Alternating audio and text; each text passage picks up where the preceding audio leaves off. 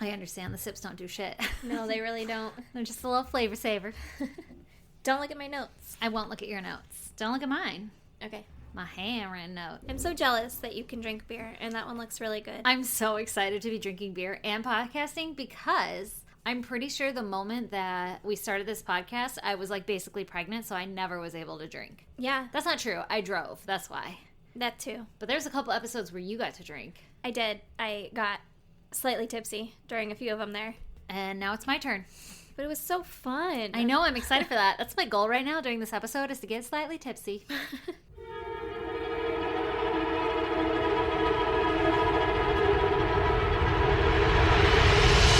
God damn! Well, good. So hold up while I pound. Yeah. It's the middle of the day. At least it's the middle. It's like 2 o'clock, right? Yeah. It's 2:30. It's acceptable. What time do you go to the dentist? At 2:30. On that note, you should tell me your goddamn. All right, I will. On Thursday, Brandon was like, I'm going to go play golf in the morning so that you're going to be flying solo with the kid, right? Got it. Like, you figured this shit out. Before work. Yeah. Oh, that's a big commitment. Yeah, he was going to go golf at like 6:30 or something. So he was leaving at 5:30. Oh, who would do that? Fucking my husband. So I was going to be solo with the kid. Yeah. He usually wakes up at about 7 to 7:30. And this day he was like, Your son. yeah. Sounds like mom's solo today, so I'm going to wake up at 6:30. Fucking naturally. Yeah, and I was like, cool, because I didn't plan to wake up till 7, then I was going to shower, and then I was going to get him, and then, like, we were going to have our normal routine or whatever. Yeah, you would have time to shower, basically. Exactly. And nope, he woke up 6:30 screaming, and so I was like, cool, I guess I'll shower now. So then I had to get up and shower, but I'm, like, listening to him scream on the baby monitor the whole time. Which is not relaxing. Not at all, no. And you're like, for sure he's hanging himself right now. Absolutely. So then I finish showering, I go get him, I feed the dogs, I get him dressed and, like, his breakfast going and stuff, and then I go back into my room with him to, like, eat his breakfast, and I'm going to get ready. Uh-huh. And then I walked back downstairs as if to say, now I'm going to put the dogs outside, and then we're going to, like, finish getting ready and then leave. Yeah. And there was dog shit. Oh, no. All over my whole fucking house. Oh, no. Oh, no. My whole fucking house.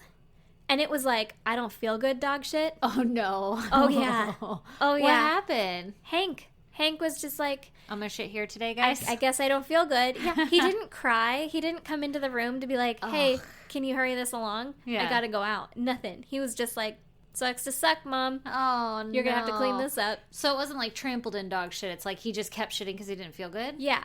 Oh. Yeah, but it happened between the time when I fed them and got, like, stuff from downstairs for breakfast and clothes for my kid and all that kind of stuff. Yeah. And then went upstairs and literally, dried my hair and then went back downstairs and there was shit everywhere. Oh, that sucks. And it was little, like, dime-size diarrhea drips because he was like, I'm gonna try it over here. Nope. Oh no, I'm gonna go over here now. So well, Hank is your dog is the one that has like the explosive asshole. Like when he farts, you might get shit on you. Oh yeah. I thought you meant like that one time he was here, and I was like, no, I think that's because he ate a stick of butter. No. Like just when he farts, you might also get shit sprayed on you. Yeah. He sharts. Yeah. It's like a skunk. Yeah, he is like a skunk. But in this instance, it was just he didn't feel good, and so there was one. I'd call it like 12 by 12 square inch area of just diarrhea, and then a couple other like just drips, and then a couple other little bigger spots. Oh my god. So I had to take care of that before I went to work. Oh lord. So not only was it like an early not relaxing day, then it was I'm running late because I have to fucking clean up all of this dog shit in my house because I can't just leave that. I have carpets. No, yeah. You can't just leave that, and now I have a roommate, so I can't be like, good luck, don't step in it. Can you clean up the dog shit, please? Yeah. That'd be nice. Yeah. So is Brandon allowed to go golfing in the morning anymore? We haven't discussed that. Oh, okay. But I'm going to go with a hard no. He doesn't know yet. Yeah, he doesn't know that yet, but he's fucking not allowed to. Shit sucked so bad. Oh, God. That's a chore right there. Yeah. That sucks. Well, goddamn. Goddamn. Give me your goddamn. Okay, so my goddamn is on Friday night, you and I and our friend Nora, we all went out and did that like wine and painting thing. That was so much fun. It was so much fun. And I got to drink in public. Yeah, you did. And I went home and I went to bed and all that shit. And I had checked on the camera, on the baby's camera, because my husband was flying solo that night, right? Yeah.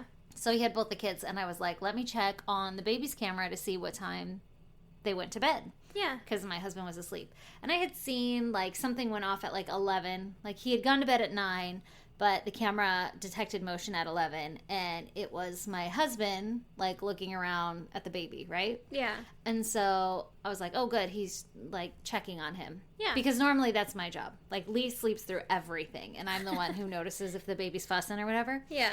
So then in the morning, Lee and I are sitting there. It's like 5 in the morning. I'm feeding the baby. Lee had woken up with me. We weren't awake for the day. We were just having that like quick chat before he passed back out. Yeah. And I was like, oh, how did last night go? And he's like, oh, it went great, whatever. And I'm like, I saw you checked on the baby at 11. And he looked at me and he's like, no, I didn't.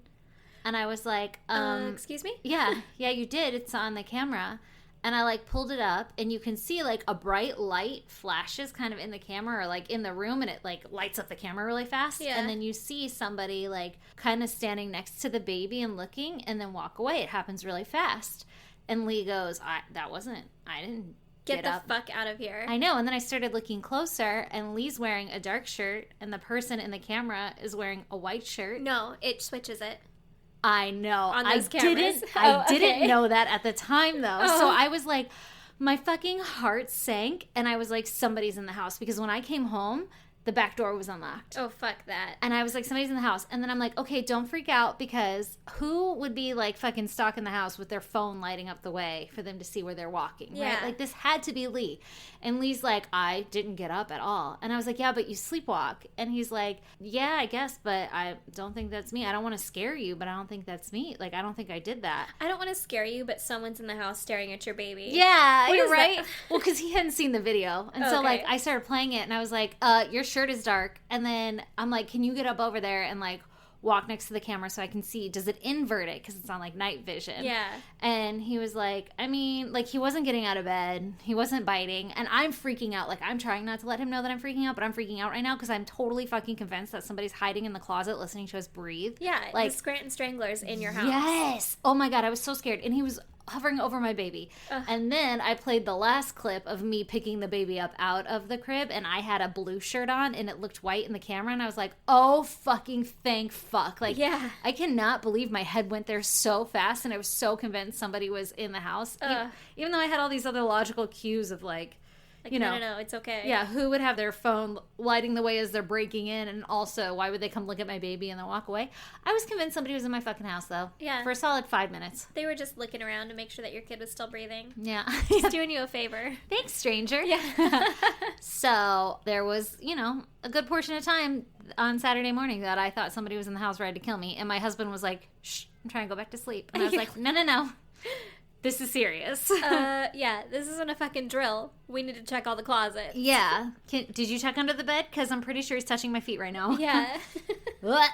Oh my God, that's terrifying. Yeah, it scared the shit out of me. I'm so glad he was home and it wasn't like I was home alone or something when I... Yeah. Because I would have been so convinced. Well, if you were home alone, you should have been pretty convinced if a man went and checked on your baby. Well, I mean, if it was like from the previous night or something and I had been looking at it. Yeah, I suppose. Oh, God.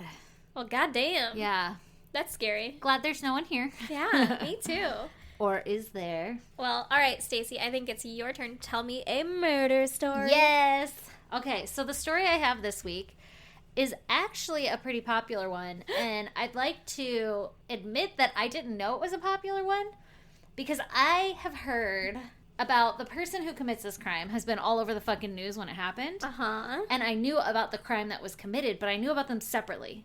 Like, I didn't realize the person who committed this crime, I Yeah. didn't know she committed this crime. Does that make sense? No.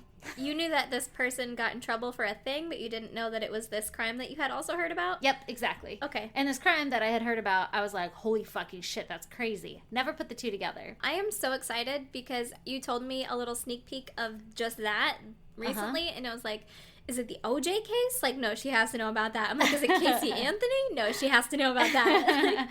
It's one of the bigger ones, though. So I would like to apologize if everybody's already heard this, but maybe you'll enjoy our spin on it. And it's big enough to where I even, like, I was watching a documentary in front of Lee, and he was like, you're doing this case? And I was like, God damn it, if you know it, then everybody knows it. And then I started to tell him about the crime itself, and he's like, oh, I didn't know that's what happened. Oh. So hopefully, I mean, if you've heard the name, then hopefully it's still entertaining. Well, give me the goddamn name. Okay, well, I'm going to tell you the name, and you're not going to know it because this is the part I didn't know was related to the big fucking media hype. All right, maybe I will. So this is the story of Travis Alexander. No idea. The most common names ever. Yeah. And even if you don't recognize the name, if I showed you a picture, you'd be like, oh, yeah, got it. Okay. Not of Travis Alexander. This suspense is killing you. It really is. Okay, I have here no we go. idea. So Travis Alexander was born July 28th, 1977 in Riverside, California. Oh, hey, shout out, California. What's up, baby? So he was born to parents who were drug addicts. Ooh, bummer. I know. And at the age of 11, he and his 7 fucking siblings, Ugh. they were moved into his grandparents' house. Specifically his grandmom. I don't know if the granddad was there, but anyway. All right. Living with his grandparents' house after his father had passed away. So his dad passed away when he was 11. Ooh, that sucks. Yeah. No real mention of the mother other than they were drug addicts, so I'm assuming that they weren't the greatest of parents to raise 7 fucking kids. Yeah, well, it's probably also how they got 7 kids, but That's true. to each his own. Dude, I'm not even a drug addict and I can't raise 7 kids. No. They would go to my parents' house. Seriously. Take them. My dad would be like, fucking no. No, not happening. So his grandparents introduced him to the Mormon church, where he became a member of the Church of Jesus Christ of Latter-day Saints, All right. which is like the big Mormon church. Yeah. The LDS church, as you know it. I do. Okay, so in September 2006, when Travis was 29 years old, he was living in Mesa, Arizona, and he was working as a motivational speaker and a sales rep for a company called Prepaid Legal. Okay. And so this Prepaid Legal place, it was basically like one of those multi-level marketing companies. But I guess a lot of Mormons go to this company after they finish their mission. I guess it's really good. They're really good at it because that's what they do all fucking day long is run around and try to sell you Jesus Christ, right? I guess. Yeah, it's a skill. So they're really good at these multi-level marketing things because they're used to talking to strangers. They're used to like... Selling you shit. Yeah, basically. I feel you. So Travis attended a conference in Las Vegas for this Prepaid Legal company. Mm-hmm. And he was a guest speaker there. And because, like I said, he was a motivational speaker and shit. Yeah. So he was a guest speaker there. And while he was there, he met 26-year-old Jodi Arias. Oh. Do you know this name? That name sounds familiar, Yeah. but I don't remember it. See? If you saw her picture, you'd be like, this bitch. But you probably don't remember that she committed this crime. You might remember the crime, but I didn't know the two went together. Okay. Maybe I'm just fucking lame because I consider myself a big true crime buff, but Yeah.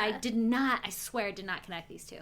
All right. Okay, so Jodi lived in Wairika, California. All right. I didn't know that was even a place. I know. I thought it was Eureka, I but thought it it's was not too. spelled like that. It's spelled Oh. with a Y. Oh. And all the documentaries said Wairika. All right. Anyway, so Jodi lived in Wairika, California, and also worked for Prepaid Legal. Okay. She was born in Salinas, California on July 9th, 1980. And at the age of 11, she began to show an interest in photography. At 11, was she a little prodigy? Yeah, she was. There's not a lot that was said about her childhood, but she later claims that she was mentally and physically abused by her parents. Ooh. But her parents discount these claims. Like, they're like, Yeah, but they would. yeah, but just wait. Okay, but I mean, also, if I was a parent that was abusing someone and then they later came out and were like they were abusing me, I'd be like, nuh-uh. Yeah, what are you talking about? So I guess the story goes that when she was in middle school, she was caught growing marijuana in, like, her family's Tupperware or some shit, and they found it, and they called the sheriff, which I don't know, unless they were like, who the hell is growing this wacky weed? And they don't realize it's their own kid. Wacky tobacky. But they called the sheriff. So Jodi started to think that her parents were snooping on her all the time. Oh. And so she claimed that she had, like, this terrible childhood, and her mom's like, I don't know where you got this from, But also she was, like, bipolar and all this other shit, supposedly. Yeah. So later on, her parents are like, we don't understand where she got this grand idea that we were such awful parents, but this is the one thing that we noticed. Like, we called the cops because there was marijuana growing and she kind of got in trouble for it. And ever since then, she hasn't trusted us. And But, so like, she kept everything from us. As a parent, I would probably be like, hey, is this your fucking pot? Like... You gotta water it. Right? But in California, I'd be like, is this going to be your job? You can only have 6 plants. Do you want to be a trimmer or do you want to own the land? Dream big here, buddy. Yeah, but you gotta think also this is probably in like the early 90s or something. And if she had like a straight-laced family, they might be shocked by pot. Where today we're like, it's just fucking pot. Yeah, but also if the parents had a kid in the early 90s that is old enough to be growing pot, then they grew up in the 70s. Yeah, but I mean, some people are like I don't know her parents. Yeah. But you get the like super straight-laced people who would be like fucking flabbergasted. But still, I don't think I would call the cops. I wouldn't either. Because I'd be like, I'm going to talk to my kid and parent this how I feel necessary, not bring the law into it. And if you called the cops and then your daughter was like, I was growing that, you'd be like, shh. Yeah, like, oh, well, I'll take care of this separately then. Yeah, nothing to see here, cops, bye. Yeah. I wouldn't be like, yes, press charges, officer. Yeah, please, unless maybe she was like, a bad kid. Yeah, and you're like, this is how I'm going to fucking teach her a lesson. I mean, yeah, that's a different situation. I'm not condoning either's behavior. I'm just trying to, like, justify it. Yeah, play, like, devil's advocate to both sides. You're right. Who knows? Yeah. Just to further her claims about abuse, she says that at the age of 7, her parents started hitting her with a wooden spoon and a belt. Is it the 3-foot wooden spoon that you hang on your wall? In your kitchen? The ornamental spoon? Uh-huh. Could have been. But also, like, what kid wasn't spanked with a spoon or a belt is what I'm trying to say. Yeah. In that time, it was a pretty common thing. Yeah, exactly. In the 11th grade, she dropped out of high school and she continued to pursue her interest in professional photography while also working at various jobs. Okay. One of those jobs was at the Prepaid Legal where she met Travis, and the two of them hit it off instantly when they met at this conference. Good for them. I was watching a documentary and they explained that the way that they met at this conference was that each of these conference kicks off with like a fancy little dinner and you're given 2 tickets, one for a guest and one for yourself. Mm-hmm. And Travis didn't have a guest and other people knew of Jodi and she's smoking hot. And Travis is like a hot number around there because he's like the motivational speaker. He's like at the top of the pyramid of the marketing scheme or whatever it is they're fucking selling. And so they introduced them, and this was their blind date. Like, she used his extra ticket for this banquet thing. Yeah. So that's how they met at this thing. Okay. The two began dating, but not exclusively. Mm-hmm. It was just like they were talking to each other and seeing each other. And a week after meeting, they had already had sex. Oh. Which is scandalous because in the LDS church, they don't believe in sex before marriage. Yeah. It's called the law of chastity. Oh. So, because Travis lived in Arizona and Jodi lived in California, the two carried on a long-distance, quote-unquote, relationship, even though they weren't exclusive, right? Yeah. Where they would communicate via email and phone calls, and they would often exchange racy photos. Ooh. And participate in phone sex. Hey-o. So they were getting it on long distance. On November 26, 2006. She got that long distance D. Yes, she do. Or he. Whatever. So, one of them does. They both do. On November 26, 2006, Jodi was baptized into the LDS church. And I guess Travis was like her sponsor. You have to have a sponsor or some shit. Yeah. But she's fucking committing. Yeah. Like, oh, I want to be a Mormon. And she had a boyfriend, I think, at the time. I don't think she had broken up with him yet. But she had a boyfriend while all this shit was going on with Travis as well. The hell? I know. I can't remember. It's kind of confusing because I've read so many different stories and I didn't write this part down. I don't remember if they were dating while she was also talking to Travis or what. Yeah. But the guy was like much older than her. Ew. And he kind of plays a key part in the story later. But she had allegedly said, like, I want to break it off because I want to become a better Mormon. And she wasn't Mormon before, so he was like, oh, okay. Like, you've already had sex before marriage and shit. But she's like, I'm saving myself. I don't want to have sex anymore. Like, she was trying born again. Yeah, she was trying to become a good Mormon. Yeah. In good standing with the church. So she did this in order to become closer to Travis because he was such a devout Mormon. I see. Even though they were boning before, after a week. Super devout, still doing stuff wrong. I think... quote unquote wrong. I don't want to talk shit about anybody because what the fuck do I know? But the way it sounds is like his public persona was very, like, in line with the Mormon church beliefs and views and everything. Yeah. But he might have, like, walked the line in his private life, you know? Like, you know. He's toeing the line. I like to bone. I love God. I'm a dude. But I like to bone. Yeah. That's kind of the vibe I got from all the reports. All right. So 3 months later, the two began dating exclusively. Okay. And Jodi moved to Mesa, Arizona to be closer with Travis. Okay. Their exclusive relationship only lasted about 4 months and ended in June 2007. So it was a quick whirlwind romance. I guess. Even though the exclusivity of their relationship ended, the two still kept in contact and they would continue to occasionally meet up to have sex. Okay. So it's that kind of relationship, right? Yeah.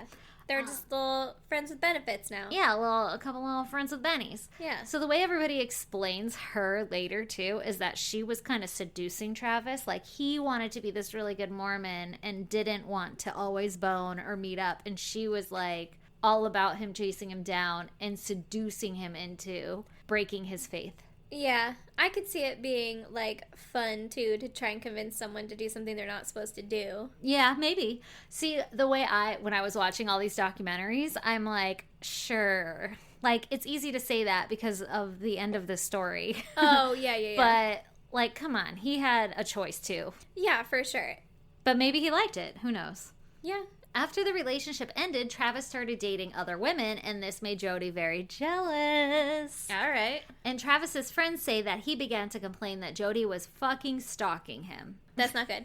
That's a big no-no. That's a big no-no. That's a red flag. Yes. So, supposedly, I'm not saying that sarcastically. It's just there's no, like, fucking police report to verify this, but she slashed his car tires fucking twice. Oh my God, that's expensive. And she even broke into his social media and his bank accounts, like stole his passwords and shit and was breaking in there. Bank accounts, bad news. Yeah. Social media, whatever. Like, you're just fucking crazy. Yeah. Needless to say, Travis's friends didn't really like Jodi. What?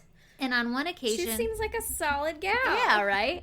On one occasion, Travis even told his friends, like, don't be surprised if I wind up dead. Ha ha ha. Oh my God. Okay. Yeah. So... Is this foreshadowing? This might be foreshadowing in the story. Also, in the documentary that I watched, his friends were like, we weren't worried about her because she's like 120 pounds and she's a chick. Yeah.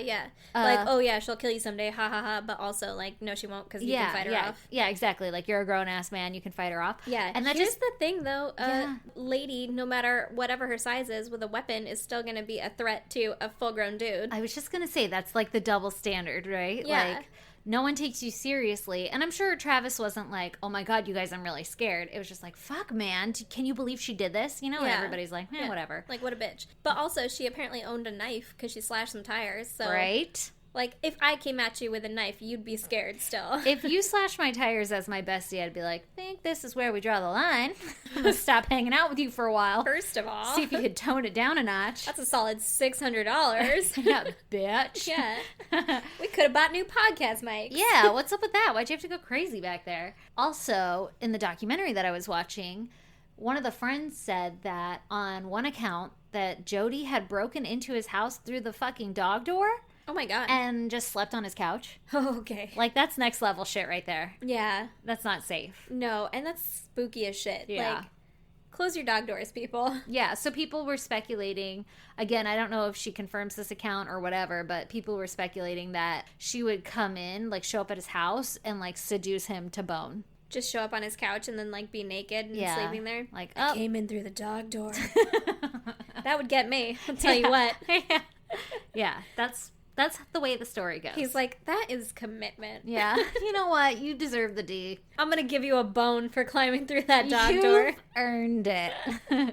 So despite all of this, Travis and Jodi continue to see each other, and they travel together too. Yeah. All the way up until like March of 2008, they were fucking hanging out, traveling together, even though she was crazy as Okay. shit. So she was a psycho in the streets and a freak in the sheets. Sounds like it, yeah. Just crazy all around. Yeah, just all around crazy. And he was like, this is fine. I'll take it. Yeah. I don't want it forever, but I'll take it for now. Yeah. Don't stick your dick in crazy, people. Yeah. She was dipping her vag in like semi-normal. Yeah, well, she was trying to. Maybe Yeah. she's trying to get some of that semi-normal to rub off on her. Yeah. Can you help me not be fucking crazy? Yeah. So Travis had invited Jodi on an all-expenses-paid work-sponsored trip to Cancun. Ooh. Yeah, and it was scheduled for June. Mm-hmm. However, by the time that June rolled around, he was so fed up with her stalking and like crazy antics that he had uninvited her and told her to stay out of his life. Okay. And they were still boning occasionally, for the record. What the fuck? Yeah. Stay out of my life forever, but stay in my bed. But hey. But basically, you're not coming to Cancun with me. Okay, yeah. He's like, I'm not going to pay for your shit. Yeah. Even though it's all expenses paid. Yeah. But I'll still stick my dick in crazy. Yep, exactly. All right. So Travis ends up inviting another female friend who he had a crush on. Oh, had he? He had one, and she was super Mormon and not very interested in him in the romantic sense, but, you know, was like friends with him and everything. And then, you know, your friend's like, hey, want to go to Cancun? And you're like, yes.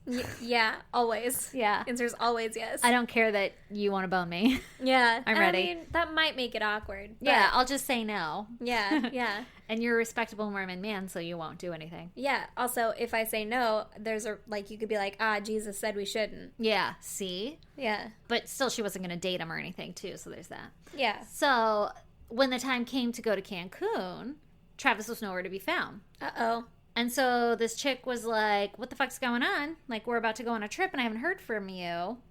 And so she talked to all of his friends, and all of his friends were like, oh, we haven't heard from him in a few days either.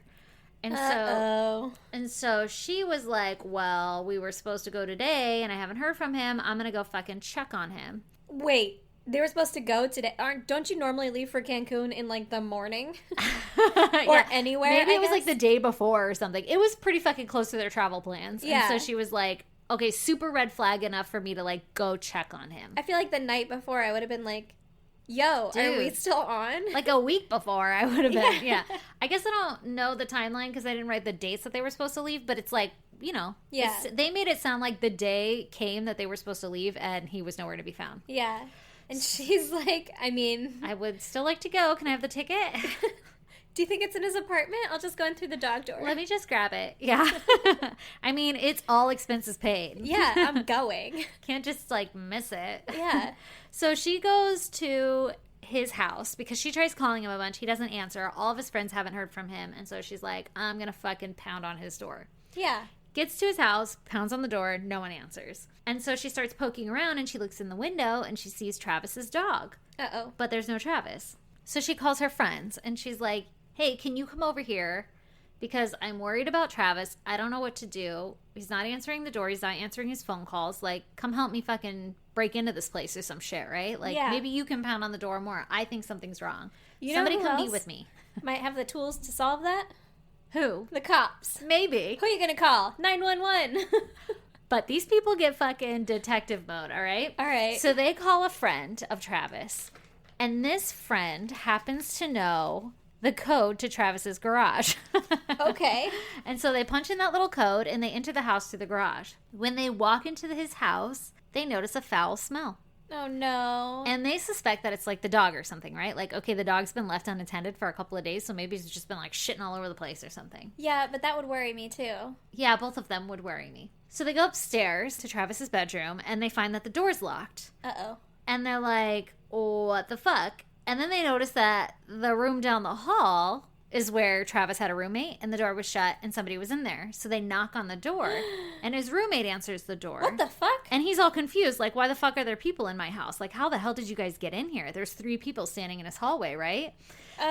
Roommate? Yeah. Did you notice this foul smell in your house? What the hell is going on, right? Or notice us banging on the door downstairs? Right? So they're like, where the fuck is Travis? First of all, like, that's why we're here. Yeah. Where's Travis? And he's like, he's in Cancun. And they're like, no, we were supposed to leave today or whenever. Like, he's not in Cancun. And he's been missing for like 5 fucking days. Where is he? And the roommate supposedly hadn't heard them pounding on the door because he had been watching TV. Uh-huh. So that's why he didn't hear them coming. Yeah. Or knocking or whatever. And so he's all freaked out now too. Like, what are you talking about? He's not in Cancun. Like, what the fuck? I have a spare key to his bedroom though. So let's see what the fuck's going on. Yeah.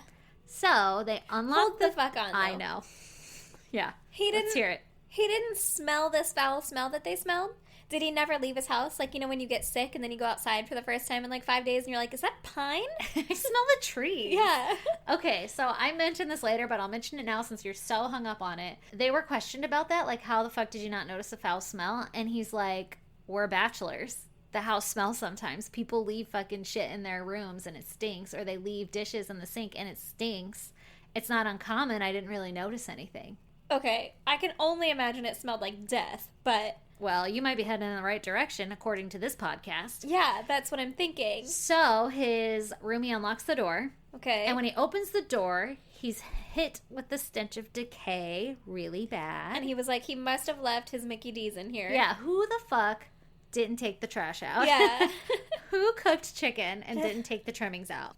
So he's hit with the stench of decay, and there's fucking blood everywhere. Oh my god. All over the walls, all over the carpet, leading into the bathroom. And he walks into the bathroom because fucking detective skills here, right? Yeah. And slumped in the shower is the decaying body of his friend, Travis. Oh my god, that's so sad. It's really sad.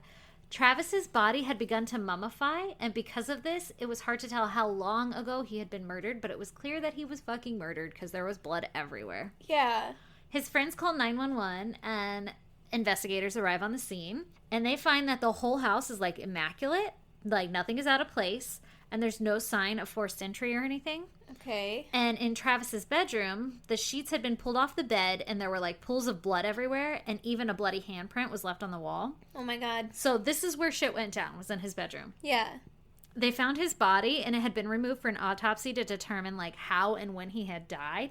His body was decaying so bad that no one knew clearly, like, what had killed him. Like, where was the blood coming from? They didn't know. Yeah, yeah. It was just fucking everywhere. Yeah. So the detectives start searching around the house also for clues, and they find in the washing machine a camera, which had been run through the wash cycle to, like, ruin it. And the camera was destroyed, but the memory card in it was intact. I know can this only line. imagine that someone put it in there on purpose. Yes, for sure. You don't accidentally wash a camera. And Why- it was like a really nice big camera. Why wouldn't you just take it with you? Maybe because you don't want the evidence on you, right? Why wouldn't you take it with you and then destroy it? I don't know, because you're stupid and you think that running it through the wash cycle is good enough and not destroying the fucking Or image like card. take out the image card, the memory card or whatever the fuck it is. Yeah. I don't know how to do that, but you know who does? The floor. I would throw it on the ground. And crush it. Well, you would know how to do it because it's an SD card. Like, it's got a little flap, and you open it up, and you push it, and it pops out. Yeah. You know who else knows how to do it? Google. Like, Yeah, or like the fucking police. So crush it, exactly. So obviously someone's trying to hide something, yeah. right? But they're not smart. Something on that camera, Yeah. and they're not smart at all. Uh-huh. So meanwhile, the autopsy has been performed, and it shows that Travis had been dead for 5 days. Jesus. For 5 fucking days. Can you imagine that poor fucking roommate finding out later? How do you live in a house with somebody dead for 5 days and not know? That blows my mind. If he honestly thought that, like, oh, we're bachelors, sometimes shit just stinks. Like, and he really thought that his friend had gone to Cancun. Like, what terrible, like, but you unfortunate series of events. Like, you have that in your nose. You have dead body in your nose. Forever. That's where smell comes from, is little fucking body particles in your nose. going into your nose. Your best friend was up in your nose. Yeah, your best friend is in your nose. Ugh. And you're just like, ugh, he left his Mickey D's in there. Oh, God, that's some bad Mickey D's. Or like, goddamn, did he get 5 guys? What is happening in that room? Oh, God, yeah. And then every time he's just like, gross. Yeah. Gonna go back to my Hold your room. breath when you walk past Travis's room. I'm gonna put in some vanilla bean fucking scent sticks. Ugh, gross. So, dead 5 days. He had been stabbed 27 times. Holy shit. His neck had been slashed from ear to ear. And he had a post-mortem gunshot wound to the brow. Oh my God. And he was decayed so bad that looking at him, they couldn't tell that. Isn't that crazy? Ugh. They Well, must must not- partially mummified too, so I think that makes your, like, Shit look different? flesh Yeah. all weird. I think so too. Plus, maybe they didn't like turn the air conditioning on. And it's Arizona, so it's hot as fuck. And it's They upstairs. had a roommate living there. He had to have had Maybe he the AC just on. opened the window. That is gross. Or maybe he just had like a window unit in his room. Maybe. I don't know. But yeah, 5 days mummified so bad they couldn't tell his fucking throat was slashed ear to ear. It said that it like cut all of his fucking jugular arteries shit and his trachea. Like, so that was a hard slash. I don't understand why the gunshot happened. Why is that such overkill? I don't know, but it's a great thing to note. Okay. So investigators immediately suspect Travis's roomies because there was no forced entry, and how the fuck do you live with somebody for 5 days who's decaying and not notice it? Yeah. And also he's missing, so like why wouldn't you report it? He's been gone for 5 days. Yeah. But like I said, they explained that they thought he was in Cancun because the timing of events lined up so much so that they probably didn't realize what day he was leaving, but that he was planning this trip soon. Yeah, so then when he wasn't around for a day, you're like, oh yeah, he was in Cancun. Yeah, he must have left. He just didn't say bye because we're dudes. Exactly. And then again, they're like, oh, we're bachelors. That's why it wasn't alarming that it smelled like dead bodies in here. Yeah. And this is why chicks are roommates together Yeah. and not with dudes. Yeah.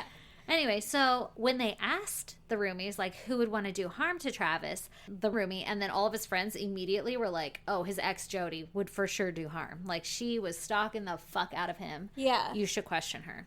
Meanwhile, Jodi takes it upon herself to call the lead detective to poke and prod about what they know about Travis's case. I bet she fucking does. Yeah, what's going on over there? So she obviously hears about Travis being dead. Oh my God, he's dead? Whoa. What a shocker. Let's see what's going on here. And so she calls and she's like, so what do you know? And the detective's like, actually, I'd like to know what you've heard so far.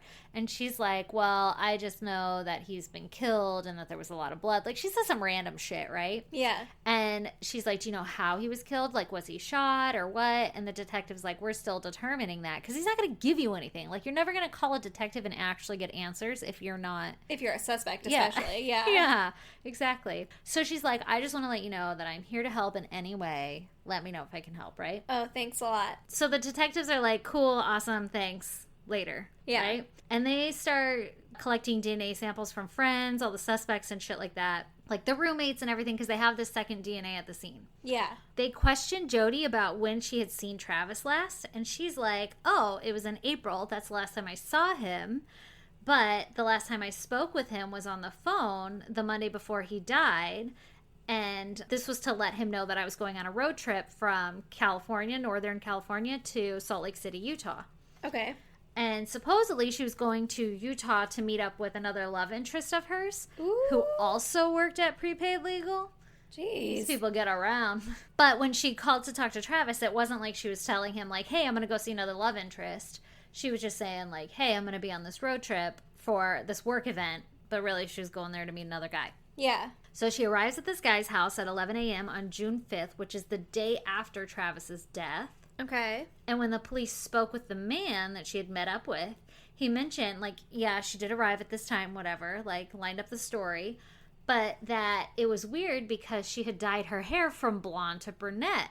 And he thought that was kind of, like, odd. I guess odd enough for him to mention. Yeah. And she had cuts all over her hands. Okay. Yep, and he was stabbed. And as we all know, if you're really doing some stabbing, usually you get sliced up too, right? Yeah. If you're not holding the knife right. Ugh. So the police are like, well, this is fucking odd. Yeah. And they're like, hey, Jodi, remember how you said you wanted to help in any way? How about you come down here and give us some DNA samples? Uh-huh. And so she's like, of course, as long as I can help. And she gives her sample, and they get a match of Jodi's DNA and her fucking handprint Oh my connected God. to the crime scene. Oh my God. She's a dum-dum. She is a dum-dum. For sure. They also get the photos recovered from that camera, and they find some fucking shocking evidence. Oh my God. What do they find? So the pictures, they're all time-stamped. Oh God. Hours before Travis's death, and they show Travis and Jodi engaging in sexual activity. Okay. Jodi is naked on Travis's bed, and she has fucking braids in her hair and shit, and she's like posing all sexy. Yeah. And then Travis is naked on the bed with lube next to him. Okay. And it was taken at like 1:40 p.m. on June 4th, which is the day that he died. Yeah. And they're almost like model shots of Travis in the shower, and they're taken at 5:29 p.m. with the final shot on the camera being a picture of Travis laying on the shower floor bleeding. And it was like 5:30 or something. Maybe that was the one that was at 5:29 p.m. Holy shit. So this camera was live, like around the fucking crime scene, was taken like right before he was murdered and after he was murdered. Oh my God. It's fucking took pictures of the whole goddamn murder. So investigators present this evidence to Jodi, right? They have her, they're interrogating her, and they're like, they know that she did it. Yeah. But she's denying it, right? She's like, oh, I haven't seen him, da-da-da-da. I was on this road trip. I have an alibi. I don't know what you're talking about. It wasn't me. You're literally time-stamped on a camera. Yeah. Naked. I could point out all your moles and be like, that matches you. So she's like, well, those timestamps could be altered. Like, I know that about cameras. I don't know much, but I know that they could be altered, right? That's her story. Yeah. So they're like, okay, if that's your case, whatever, right? Yeah. What about this one picture on the camera that had been accidentally taken during the murder? Like, the camera had gone off. Yeah. And it showed Jodi's foot next to a bleeding Travis on his bathroom floor. Oh my God. And it was like workout pants or whatever, like, what are those called? Like tracksuit pants or something? Athleisure wear? Yes. And some like sneakers. And it was like her foot and then his like the top of his head and his shoulder, which was stabbed to fucking shit laying on the ground. Oh my God. Almost like she was dragging him or something and maybe dropped the camera. Why are you holding the camera at this point? Because she was taking pictures while she's fucking like right before she attacked him. That's fucking crazy. Yeah, she's fucking crazy. So she's like, no. That's not my fucking foot. I've never seen that foot before in my life. Yeah, I wasn't there. So, according to these timestamps, she was naked on the bed with him at like 1:40 p.m. And at 5:30, he was murdered. Because he was dead on the floor at 5:29 p.m. Yeah. So, are you telling me that like some shit happened? Like you had left? What's going on, right? Yeah. And so, they obviously arrest her because she's denying involvement. But they're like, we have your DNA and your handprint in blood. That's pretty fucking Bloody criminating. fucking handprint. Yeah, you were here. You were involved and you're not telling the truth. Yeah. So while she's waiting to be booked, they leave her in the interrogation room and they like go off to go book her, right? She starts acting really fucking weird and she just gets up off the floor and does a headstand in the corner of the room. What? And then she sits back at the table and she starts singing Oh Holy Night to herself. Like, she starts acting fucking weird. I remember this. See? This is the part you didn't know it was connected to this other murder, No. right? But do you remember the pictures of the murder? I kind of remember the pictures a little bit, but I remember the crazy person singing, like... Oh, Holy Night. Yeah. That interview. So, Ooh. I had always known about, like, there's this murder, and it's literally a picture right before he died. Like, a second before he's killed. Yeah. It's like somebody's last moment. Yeah. Which is why I picked this, because I was like, oh, that'd be cool to put it on the website so everybody could see, like, oh, a famous picture of somebody right before they died, like seconds before they died. And then as I started going, I was like, oh, shit, it was this motherfucker who did it? That's crazy. Oh, my God. Because I didn't know that this was the crime that she committed. I just knew she was, like, crazy and probably did something to her ex-boyfriend or some shit, right? Yeah. Okay, so when they come to take her away... She asks if she can clean up. Like, can I do my makeup and stuff before you take me away? And they're like, no. And they book her. Yeah. And then they take her mugshot, and she asks the guy how her hair looks before she takes the picture. Ew. And it's just super obvious that she only cared about herself and her looks and everything. She wasn't concerned that she's, like, being booked for fucking murder. Yeah. Or that she could potentially be in trouble for this. I hate her. Yeah, I fucking hate her, too, and you're about to hate her so much worse. Okay, so they interrogate her again, right? Yeah. And she changes her story. Of course. And she says, so what had happened was... Yeah. There were these two intruders. It was a guy and a girl. Mm-hmm. And they broke into Travis's house while I was there. And they killed Travis. And when they came in and started attacking, I ran into the closet. And the guy held the gun to my head while the other girl murdered Travis. Okay. I think that's how it went. I'm doing this off of memory at this point. And then the girl was like, we have to kill her because she's seen us murder Travis. And the guy was arguing, like, I don't want to kill her. We should leave her alive. And so the guy pulls out of her wallet her, like, ID or something. I forget what it was, like her bus pass or some shit. Something that had her address on it. Yeah. And so he was like, I have your address. Don't tell anybody what happened here or I'll kill your whole family. Oh, okay. And it's crazy because obviously she's lying. This didn't happen, right? Yeah. But she gets into detail. Like, he took it out and he was shaking the card at me and pointing it at me like this. Like, she fucking thought of shit. She sat there and was like, I have to make this believable, so I have to pick up little parts of the story that only if they really happened you would know. The devil's in the details. Yeah, she's fucking crazy. Ugh. The cops are like, that didn't happen. Yeah, fucking no. Yeah.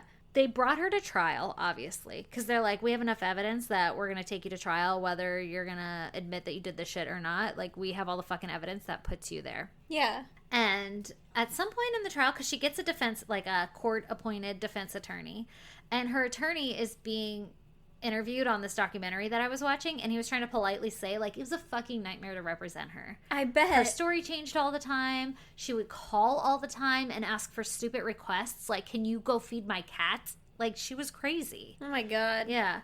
And so at some point during her trial, she represented herself. Like, she fired her attorney and was like, I'm going to represent myself.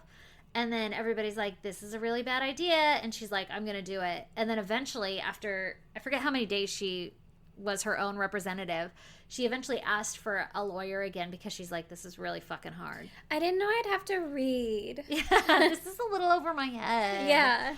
And so she got a different attorney than her original one. Uh-huh. And they put her on the stand for 18 days. Oh my God. This is the part of the story that everybody knows, so I don't go into her trial too much because it was so widely covered, and it was all about sex and scandal, and this beautiful woman committed this murder, and how could she have done it? And, you know, that's where the media took it and everything. Yeah. But I'll just cover some little highlights that I thought were interesting. Yeah. So they put her on trial for 18 days, and she says, listen, I had an abusive childhood, and when I was with Travis, he physically and sexually abused me. Oh. Yeah. They had actually played an audio tape in court of a phone sex session that she had recorded. Like, they were having phone sex, and she recorded them doing this. And the only reason that anybody could think that she would have done this was to, like, defame him later. Yeah. Like, as ammo, because he was so well known in the Mormon church as, like, a good Mormon and everything. Yeah. And it was like some little session where Travis was saying he wanted to zip tie her to a tree with her dressed as Little Red Riding Hood and have anal sex with her. Oh, God. But, like, she was playing along with it, too. And it was on the phone, and it's not like she was like, oh, my God, don't say those words, right? Like, yeah. It was obviously amicable. Yeah. So she also explains that that they had mainly partook in anal and oral sex because the LDS church said that vaginal sex is what was bad. So, like, that's how they got around the whole loophole. The good old Poophole loophole. That's exactly it. That's what she claims anyway. Uh-huh. She testified that Travis became more and more aggressive with her, and that night that he died, that they had been having rough sex and he turned violent, and so she had to kill him in self-defense. Oh, now it's self-defense. Her story changed again because they're like, dude, you got fucking bloody handprint here. Like, we have pictures of you committing the fucking murder. Yeah. You're not getting out of this. You're fucking caught. So then she's like, listen, it's not that I didn't murder him. I totally murdered him, but I had to murder him. Yeah, of course. Or I would have been murdered. Okay. And then I didn't call anyone or do anything, tell the police or anything like that because for reasons. So she said that the whole reason that she didn't say this initially was because she was protecting his identity within the Mormon church. Like, I don't want to defame him or whatever, you know, like his reputation. Right? Like, what are you worried about? If it really was self-defense and he was beating you and shit, like, why would you care about his reputation? Yeah. So they also had Travis's previous girlfriends come up and testify, and they were like, he was always a gentleman. He was never aggressive. Oh. Plus, if you're, like, known as being the seducer and you come over and you have sex with this dude, I'm sure you guys are having sex or rough sex and fucking role-playing and shit. Yeah. Like, I'm sure you are taking a little bit of truth and turning it into a lie, right? Yeah, you're doing something to entice him. Yeah.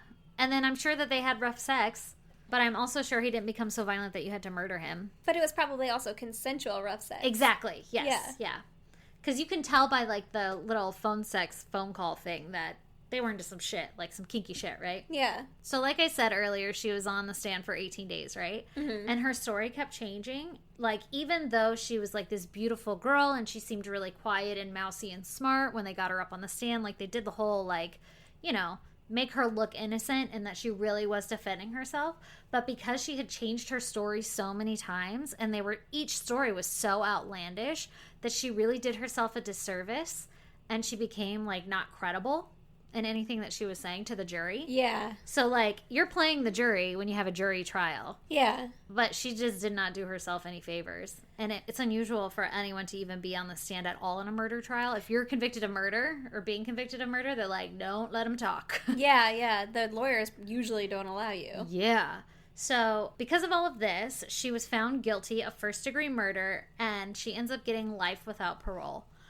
But like I said, there was like a ton of drama and shit like that for this trial, and I didn't want to go all into it, but just a quick little recap. So they were trying to figure out if this was premeditated murder, because if so, then she could get the death penalty. Yeah. And so the way that they had determined that it was premeditated was pretty fucking clever. They had found in her house a box of receipts, and those receipts were all gas receipts from that road trip that she had taken from Northern California to Salt Lake City, Utah. Yeah. Wasn't that after the murder, though? That was during the murder. So let's just say, I don't know what day she talked to him, but let's say she talked to him on the 4th of June. He was murdered on the 5th of June, and then she shows up at the guy's house at the 6th of June, right? Yeah. So they had talked to her previous ex-boyfriend. I said he'd play a little role in this later. Yeah. Her previous ex-boyfriend, who was old, they talked to him and was like, hey, what do you know about Jodi, right? Like, what do you know about her during this time frame? Did you see her? Did you talk to her? And he's like, actually, she did stop by my house before she went on this road trip, and she asked to borrow 2 gas cans. And they were like, that's weird. Like, why did she ask to borrow them? And then they find this box of receipts, and they see her going through California, like towards Arizona. Yeah. I don't know if it's towards Arizona, but in California, and they see the receipts for Utah, but there's no receipts for Arizona. And that's because she had enough gas to get her from California border through Arizona to the Utah border without having to stop and be seen on camera or make any transactions of filling up for gas. Oh, shit. So she had enough time then to drive from her house to Travis's house, commit the crime, do all that shit according to the timestamps on the camera, and then drive to Utah and make it to that guy's house in time for their timeline. What the fuck? So they were like, of course this was premeditated. She fucking figured out how to not have receipts in the state that she was going to do the murder in. Yeah. Okay, so they're like, of course this is premeditated, but you have to prove that to a jury. Yeah. And so they have their first trial. Yes, their first trial. Oh my God. And the jury can't determine if it's premeditated or not. It's not a case of whether she committed the murder, because she admits, I murdered him, right? Yeah. But now they're trying to figure out, is she going to get life in prison or is she getting the death penalty? But Yeah. they can't agree on it. So it was a mistrial. Oh my So God. they had to do it all over again. And he got murdered in like 2008 or some shit. And she doesn't get sentenced till 2013. Holy So shit. this is how long it takes, right? So they do the retrial again. They could like leave out a bunch of other evidence, because at this point, just trying to prove that she premeditated it. Yeah. And it was another hung jury. Oh They my couldn't God. determine. And I guess after 2 mistrials of trying to determine the death penalty, it becomes taken off the table. What? So then now it's only life in prison. Okay. So then the judge got to sentence her, and she had the choice. She could give her life in prison with the possibility of parole in 25 years, but she was like, nah, bitch, you're getting life Yeah. without the possibility. So that's what she was sentenced as.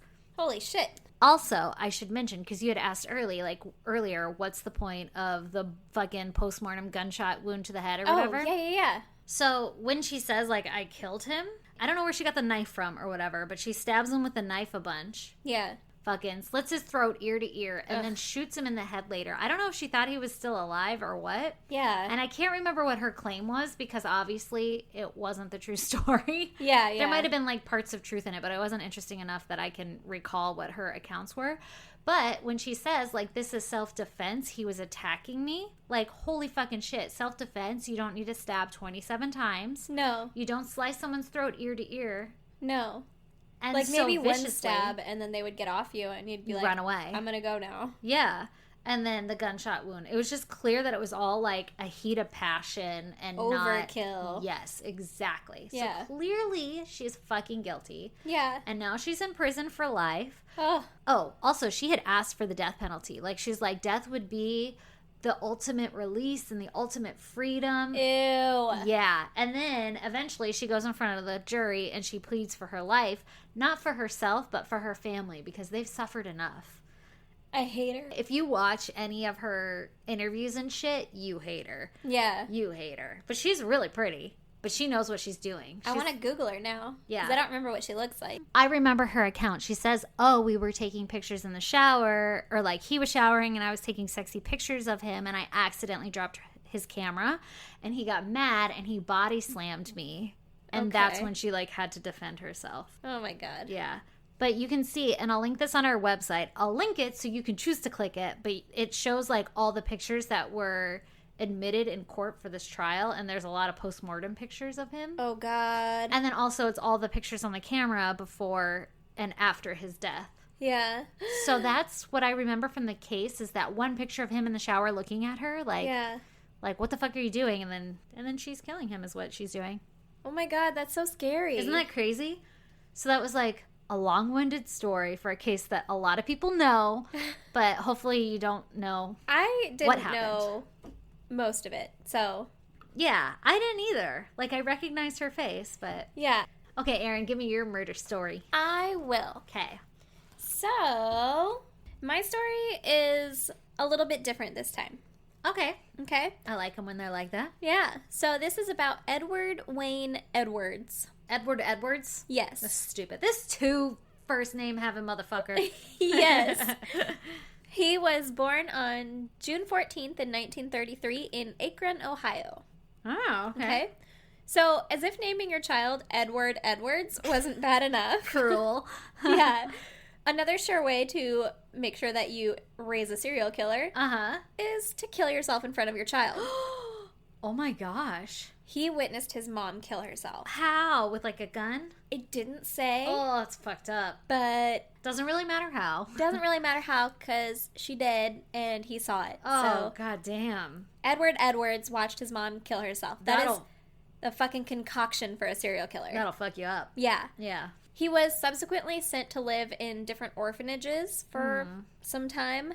And as if it's any surprise, he was abused both mentally and physically in these orphanages Oh, it's so sad. because it was like the 40s or 50s or whatever. Yeah. And They weren't about actual human rights. yeah, yeah. In orphanages, they're Yeah. like, don't We ain't do got that. time for this. I'm going to hit you. Yeah. So as a teenager, he started getting into petty crimes. And he joined the U.S. Marines in order to get out of going to juvenile hall. Okay. But then he went AWOL, so he was dishonorably discharged. Uh-huh. And he went back to his life of crime. Great. Because what else do you do, right? Yeah. During his young adult life, which was like 20s to 30s, and that definition keeps changing for me. Okay. Yeah. Because I'm like, no, I'm still a young adult. Yeah. We're on the cusp. Yeah, exactly. He traveled a bunch for different jobs that he had. He worked as a ship docker, a vacuum salesman. Ooh. Yeah. Kirby? Probably. And a handyman. Uh-huh.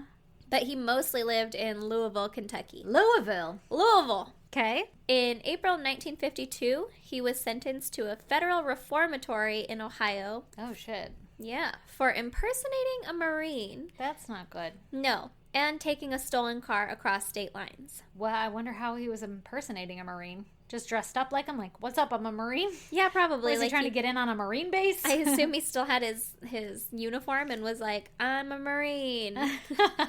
Give me a discount. I don't know. Let me get that discount. Yeah, whatever Marines do.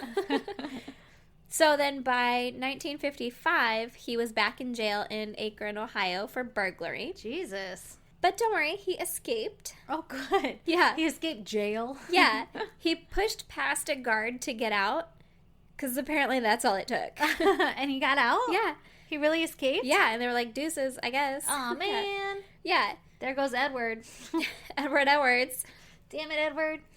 So he traveled across the country and would rob gas stations to pay for his gallivanting. And then in 1956, he was caught in Montana after committing a bunch of armed robberies.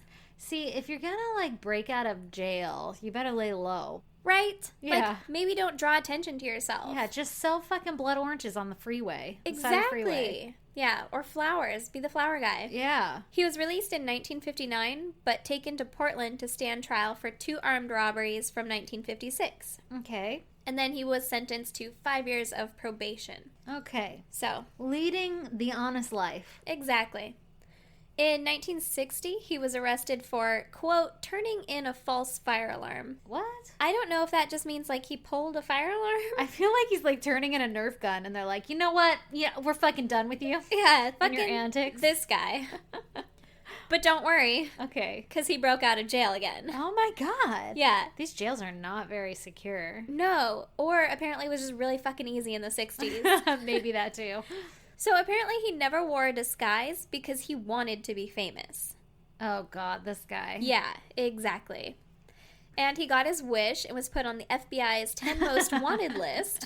He got his wish. Yeah, he is famous. In 1969, he was on the FBI's 10 most wanted, right? Wow. Yeah. He was captured again on January 20th in 1962 in Atlanta, Georgia. Okay. So this is 2 years later. Alrighty.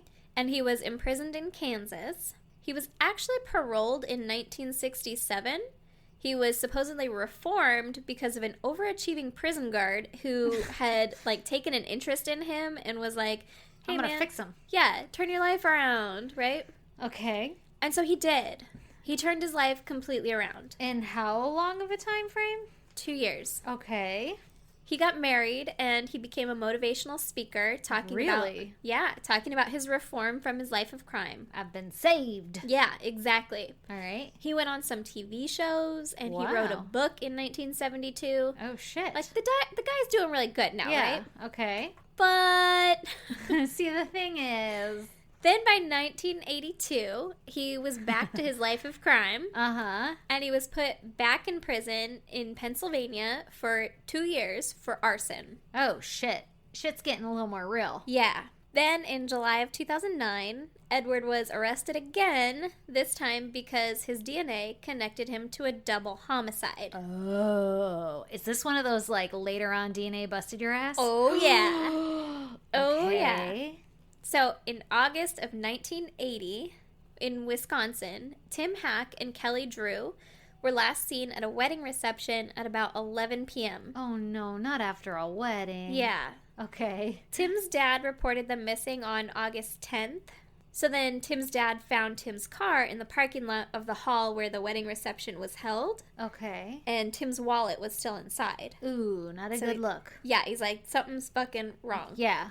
5 days later, police found Kelly's shredded pants, Oy. panties, and bra Uh-oh. in the middle of the road about 3 miles from the wedding reception. Fucking threw that shit out the window, huh? Yeah, Like Billy Madison O'Doyle rules. basically. They're throwing out the fucking peeled banana. Exactly. Tim and Kelly's bodies were found the next day in the same area in the woods. Oh. An autopsy determined that Tim had been stabbed to death and Kelly had been tied up and strangled. No. Yeah. Yuck.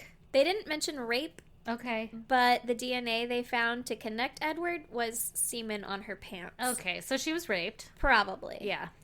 So I'm going to look at the silver lining and hope that she wasn't. Yeah. Maybe he just, like, I don't know, shot his jizz at her. But chances are Yeah. she didn't have a good time. Yeah. Apparently, Edward was originally questioned regarding this murder back in 1980, Uh-huh. but the police didn't have enough to hold him or charge him, so he was let off. Oh, wow. Yeah. That's crazy. Yeah. Ooh, Yeah. Like, you had your guy. Yeah. He gone. Yeah. And now, fucking 30 years later, they find his Oh, evidence connects wow. him. That's crazy, right? And he's... Oh, he got booked for arson at this point. I was going to say he changed his life around. Well, he had changed it, Yeah. but now, yeah, he's Yeah, booked yeah. for arson. Yeah, exactly. So then Edward was like, all right, well, since I was caught with this double homicide, Oh, my God. I'm just going to come out with all of it. Oh, shit. He confessed to another double homicide of Judith Straub, who was 18 years old, and Bill Lavaco, who was 21 years old. Uh-huh. He shot them both in the neck in Ugh. northern Ohio in 1977. Damn. Edward was sentenced to 2 life terms for these murders Uh-huh. to be served in Ohio. Okay. And fun fact, Ohio has the death penalty, but he wasn't eligible for it because the Supreme Court temporarily did away with it. Of course. From like 1974 to 1978. And these murders happened in 1977. Oh, so it's based off of when the crime was committed? I guess, yeah. Oh, that's interesting. That penalty wasn't right then or whatever, yeah. Yeah. So according to the article that I read, he would be sentenced later in Wisconsin for the 2 1980 murders, but he had to serve his 2 life terms in Ohio first. Oh, okay. So he's going to be in Ohio. Yeah. It doesn't make a whole lot of sense. Yeah. But whatever. That's how our legal system works. Yeah. So he'll be eligible for parole in Ohio when he's 97. Oh, right? So did he get life with X amount of years or something? Chance of parole? No, he got 2 life terms. How is he eligible? Oh, eligible for parole. Yeah. Okay. Twist. Oh, a twist. A twist. Edward doesn't want to spend the rest of his life in prison. Does he break out? No. Okay. But he comes up with a plan, right? So he's like, I'm going to get the death sentence. And apparently, since these other 2 fucking extra murders that I confessed to didn't work, yeah, I'll give you another one. Oh, shit. So why wouldn't he just admit to all of them? Right? Yeah. So he pleads guilty to one more, and it's the murder of his foster son. Oh, no. Yeah. That's terrible. Who let him be a foster parent, first of all? Well, he was reformed. I don't care. And he had a wife. Yeah. Yeah. Still don't care. I don't know. But he had a foster son who lived with him and his wife for several years. The boy's name was Danny Law Glockner, but got his name legally changed to Danny Boy Edwards. Oh my God. Danny Boy? Yeah, I know. That's mean. Danny Boy was his nickname, and apparently he really loved Edward and his wife, so he wanted to take their last name. And Danny Boy, I don't know if it was something everybody called him or something that Edward called him, but he, like, looked up to Edward, right? Oh, that's so gross. Yeah. Because of what happens, not because of the admiration. Yeah. No, I'm glad that he liked his foster parents. Yeah. But in this instance, if I'm talking about it, it's not a good thing. Yeah. So then in 1996, Danny Boy was 25, and Edward convinced him to go AWOL from the Army in May and return home. Oh, don't convince him to do that. No, fucking dad. Yeah. That's not a You're not good a good plan. role model. Not at all. And Edward told Danny that they should plan a ruse to elude the army. Stop it. Yeah. Okay. Let's hear it. What's he going to do? But they should go out to the woods by their house so that they could plan it, right? Oh, okay. So they're just in the planning phase. Yeah. They're just still in the planning phase. Okay. And while they were out in the woods, Edward fired 2 shots into Danny Boy's face. But what? Whoa. Face. But why? His motive was to collect Danny's $250,000 life insurance policy. Oh, that's so sad. $250,000. That's it. That's a lot. But I was thinking $250, which is why I said it like that. I was like, yeah, did I say that right? Yeah, $250,000 life insurance policy. So sad. Yeah. Well, apparently a person is worth $400,000 according to Brandon because he does insurance. Oh, that's interesting to know. Yeah. So this guy's life wasn't up to par there. So now he was sentenced to die of lethal injection on August 31st, 2011. Good. So he gets his wish. Yes. But he had diabetes and a number of other illnesses. And he ended up dying of natural causes on April 7th, 2011. So he didn't even have to admit to that shit. No. Wait, when was he going to be executed? August 31st. Oh, son of a bitch. He got lucky. Yeah, like 4 months before he was sentenced to die, he died. Because I've heard lethal injection ain't pretty. No. It's very scandalous. I've heard that too. Yeah. Yeah. So Danny Boy's half-sister, Jadine Copley, said that she was relieved the man who killed her brother was dead, but she didn't want him to be executed by the state because she believed that that would make them just as bad as him. Oh, for like killing somebody? Yeah. But she's not doing the killing, it's like the executioner. Yeah, but still. Yeah. Yeah, but she said, quote, "Do not give this man what he wants. He's taken his entire life. The worst hell for him would be life in prison." Yeah, I'm sure. That's why he was trying to get the death. Exactly. penalty. I'm 77 years old. You're like, fucking, I'm done anyway. Everything hurts. My knees hurt. My spine hurts. Yeah. Like, why do I have carbuncles? Yeah, I just want to be done here. God damn. Yeah. I can't believe he killed his own fucking foster son. Yeah. You weren't reformed. No, he wasn't reformed at all. Newsflash. And that whole time that he was like, I'm totally reformed. I'm going to go motivational speak and stuff. And people listened to him and they were motivated. Yeah, and he was just out there fucking double homiciding. That's sometimes single homiciding. Yeah, sometimes just the one. And then there were some that they speculated that he was probably involved in, but they don't know for sure. There was a, like, fucking list of them. But then some of them were like, also, they think that the Zodiac Killer did it or whatever, so. If no one knows who killed them, it's always the Zodiac Killer. Every time. Especially if it's a couple in a car. A couple in a car in, like... Make-out point. Yeah, exactly. It was the Zodiac Killer. It was the Zodiac Killer. And they're like, oh, he was in my state for, like, half a day, I swear. That's crazy. Isn't it? So this one's a little bit different because it's not necessarily just about the murders, but about this guy being, like... Yeah. Afterward. Yeah, he's like, oh, guess what? I did this thing. For sure he did more if he had, like...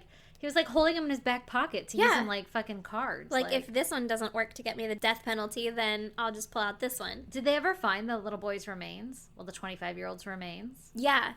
Like, Hunter or something found him out in the woods. So did they, like, report him missing and shit, and then... I don't think so, but I don't think he lived with them at the time. Because he was in the army, and then he was like... Oh, gotcha. Yeah, come home, let's talk about how you can go AWOL, which... Weird. Yeah, like... Weird. Why would you try and convince your son to go AWOL? Yeah. Like, if you're gonna get out of the army or military in any way, shape, or form, just do it the right way. Yeah.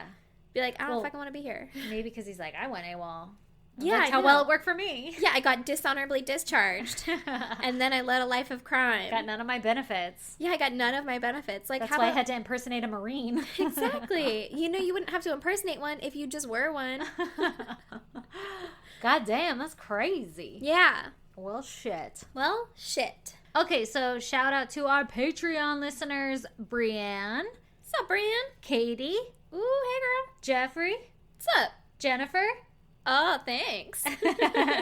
And Sarah. We love you guys. We love you so much. By the way, we're not saying last names because I don't know if people want their last name blasted out on here. I wouldn't. I wouldn't either, but if you do... I wouldn't want people to know that I listen to us. Yeah, just be like, yo, put my fucking last name in there and we'll say it again. Yeah. I need people to know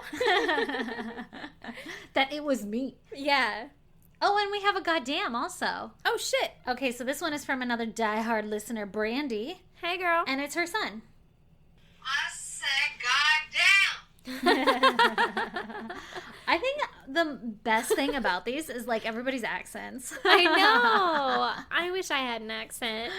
I know. It just reminds me of my family, like the southern accent. Yeah. On my mom's side. Aw. Anyway, thanks for sending that, Brandy. You're the fucking best. Thank you. And thanks for corrupting your children. Yes. And for being such a diehard listener. Yeah, she is. She's the best. She is the best. Is that everything? I think that's all. I think we can wrap this up where everybody can find us.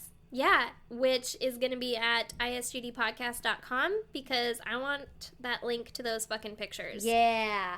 Wait, it was crazy because I was like breastfeeding my child and researching and I'm like looking at dead mummified pictures and I'm like, this is kind of weird. I think I should disconnect these two. I'm going to pop my titty out his mouth.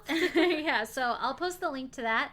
I'll put the actual, like, shower pictures because they're not risque or anything. It's just knowing what happens after is kind of crazy. But I'll put a couple of those just for people who are interested, but also the link to, like, the slideshow. Also, you can find our Patreon link on our website. Yep. Please come support us. We're going to have another one coming out next Saturday. Actually, this will come out. We'll have another one coming out yesterday. Yeah, we just published a new one yesterday, and... we publish them every third Saturday of the month, so you get extra little content there. Yeah. And we appreciate the support so much. So much. We also have links to our merch on our website. Go buy a fucking coffee mug, a phone case, a sweater, whatever the hell you want. Mm-hmm. What else can they do? If you want to email us case suggestions, that's isgdpodcast@gmail.com. Yep. Or you can Facebook, Twitter, or Instagram us at isgdpodcast. Or send us snail mail at P.O. Box 2764, Spring Valley, California, 91979. It's perfect. I think that's all she wrote. Crushed it. We will see you motherfuckers next week. Bye. Later.